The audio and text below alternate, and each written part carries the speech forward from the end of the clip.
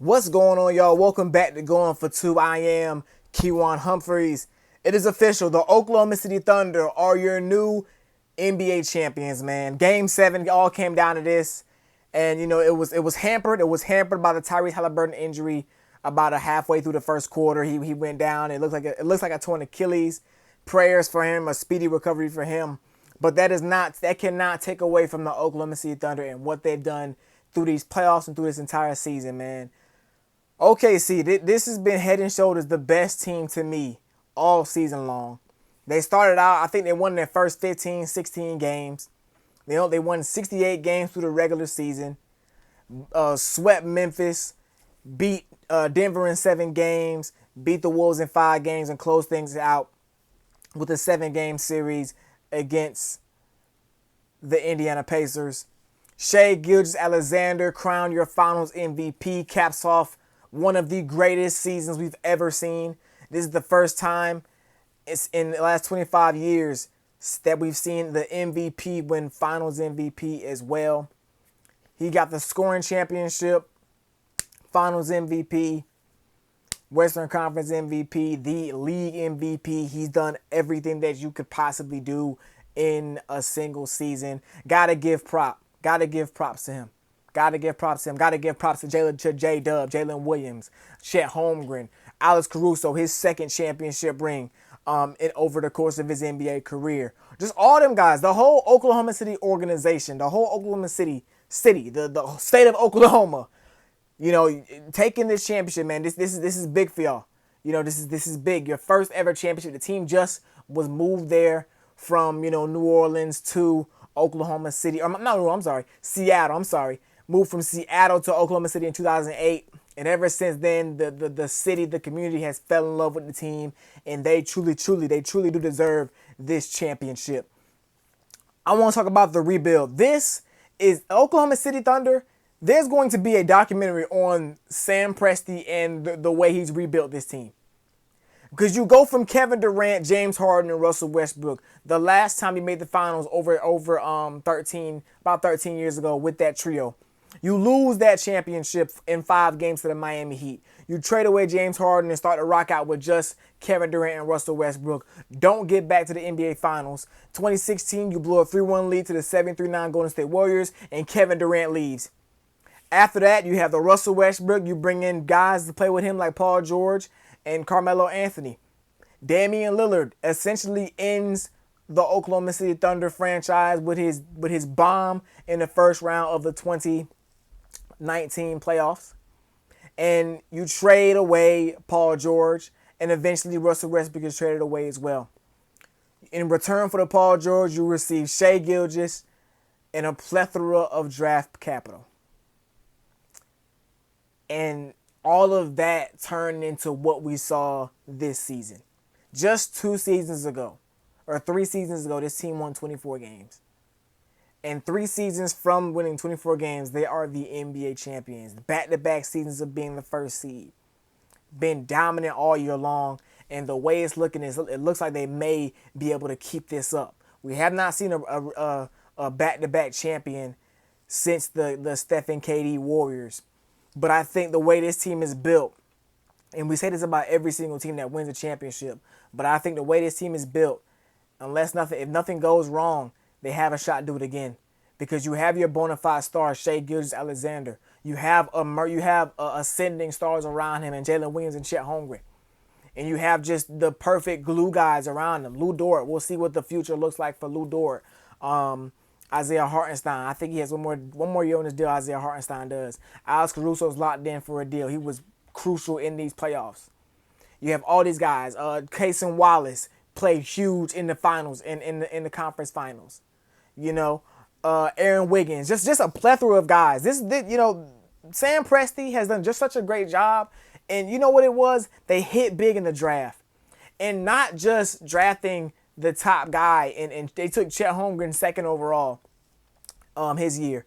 But in that same draft, they were able to draft J-Dub in right after, I want to say it was the 13th or so pick, but drafting J-Dub.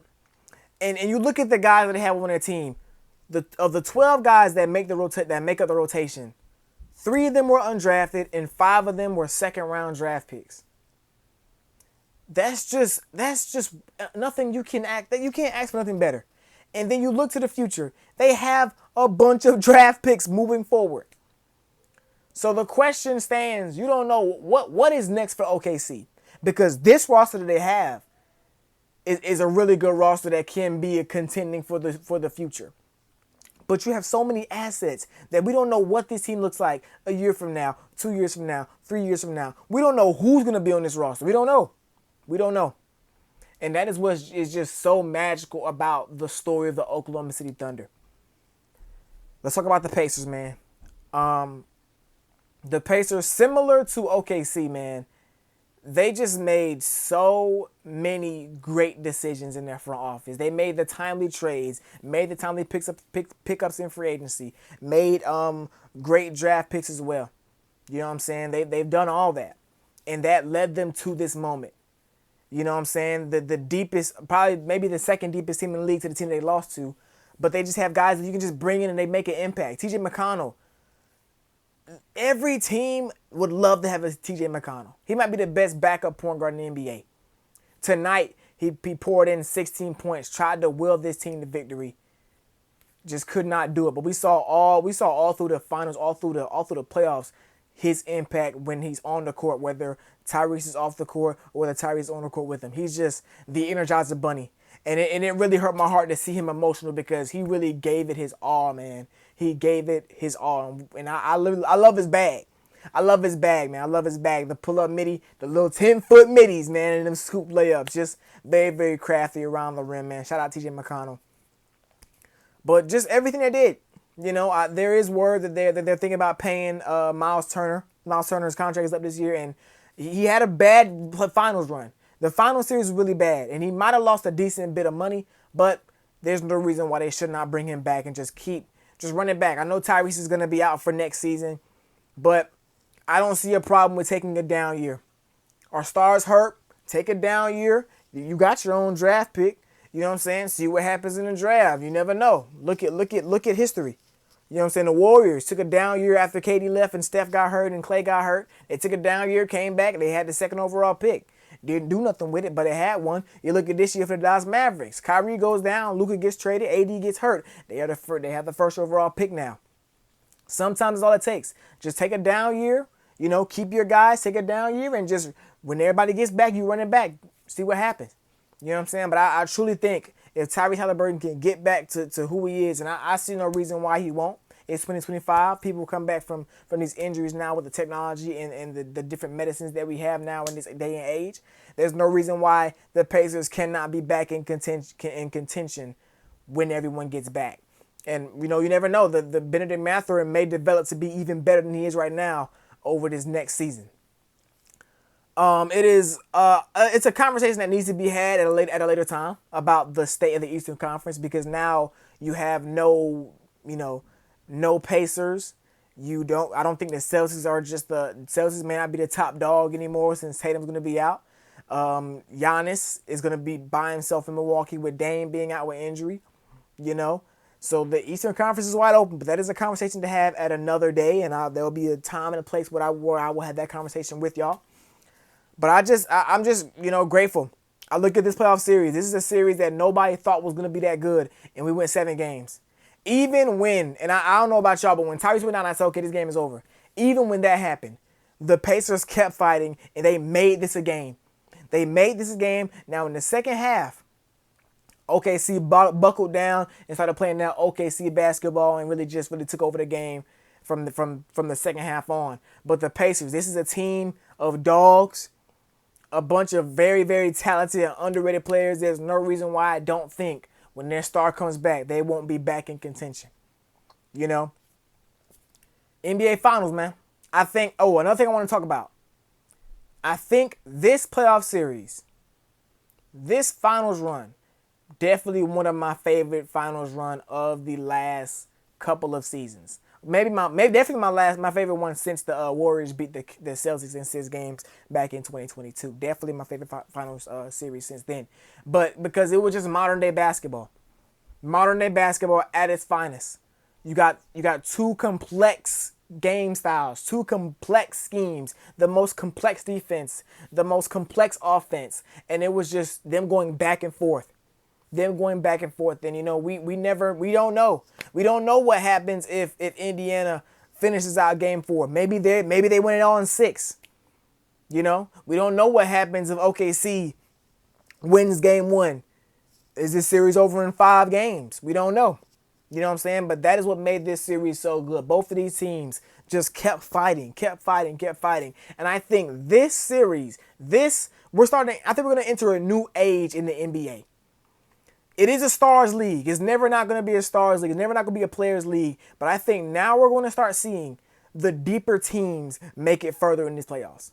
It's not going to be about who has the best player, and the best player is going to carry his team to the championship, carry his team to the finals. That's not how it's going to be anymore. It's going to be about who has the best team.